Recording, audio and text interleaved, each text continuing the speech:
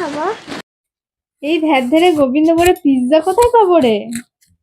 মা আমার পিৎজা তো অনেক ইচ্ছে করছে। আচ্ছা, একটা আইডিয়া বের করা যাক। চল দেখি ফ্রিজটা। ব্যাস, পেয়ে গেছি, এতেই কাজ হয়ে যাবে। পিৎজা আমি তোকে বাড়িতেই বানিয়ে দিচ্ছি, চল। পিৎজা বানানোর জন্য এখানে একটা বোলে 200 গ্রাম ময়দা নিয়ে নিলাম। এতে সামান্য নুন অ্যাড করলাম আর দিলাম 3 চা চামচ পরিমাণ টক দই, 2 চা চামচ পরিমাণ ইস্ট, একটু গরম জলে 1 চা চামচ চিনি দিয়ে 15 মিনিটের জন্য ভিজিয়ে রেখে দিয়েছিলাম। এবার সেই ইস্ট জলটা ময়দার মধ্যে দিয়ে দিলাম। ময়দাটাকে এবার ভালো করে মাখা হয়ে গেছে। 1 চামচ বাটার ও 1 চামচ সাদা তেল মাখিয়ে 1 ঘন্টার জন্য ঢেকে রেখে দেবো।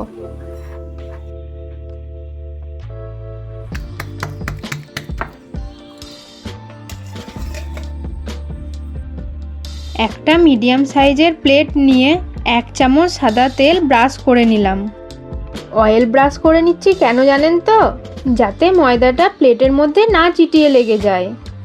ময়দাটা আমি একটা মোটা রুটি শেপে বেলে নিয়েছি, ঠিক তন্দুরি রুটি যতটা মোটা হয় ওরকমই।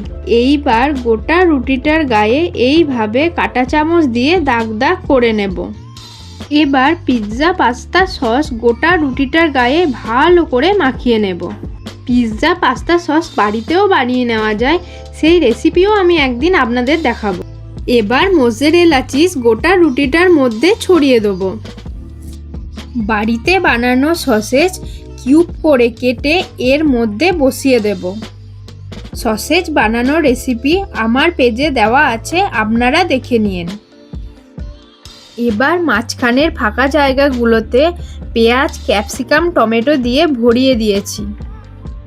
আবার একবার চিজ দিয়ে পুরো রুটিটা ঢেকে নেব। 1 চামচ করে চিলি ফ্লেক্স ও অরিগানো ছড়িয়ে দিলাম। এই দুটো এমন জিনিস পিৎজার অথেন্টিক সেন্ট পেতে গেলে এই দুটো লাগবেই। এবার গ্যাসে কড়াই নিয়ে কড়াইয়ের মধ্যে অল্প বালি দিয়ে হিট করে রেখেছি এবং তার মধ্যে একটা স্ট্যান্ড বসিয়ে দিয়েছি। এবার থালা সমেত পিৎজাটা এর মধ্যে বসিয়ে দিলাম। তারপর একটা ঢাকা দিয়ে দেবো। মাঝে মাঝে খুলে দেখে নেব কতটা বেক হয়েছে। এইভাবে মোটামুটি আধ ঘন্টা বেক করলেই পিৎজা রেডি।